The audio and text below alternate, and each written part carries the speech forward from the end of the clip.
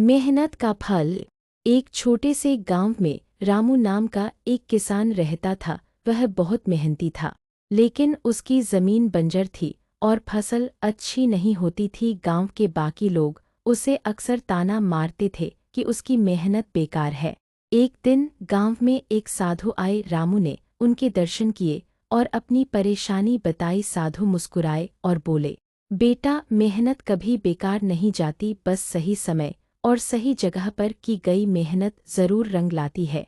उन्होंने रामू को एक बीज दिया और कहा, इसे अपनी जमीन में बो दो और हर दिन ईमानदारी से उसकी देखभाल करो।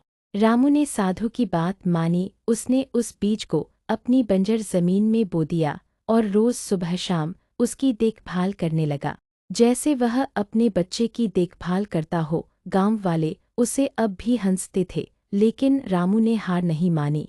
कुछ महीनों बाद एक चमत्कार हुआ। जहां रामू ने बीज बोया था, वहां एक विशाल और सुंदर पेड़ उगाया। उस पर मीठे और रसीले फल लगे थे। गांव के लोग हैरान रह गए। रामू ने उन फलों को बाजार में बेचा और खूब धन कमाया। उसकी गरीबी दूर हो गई और वह एक समृद्ध किसान बन गया।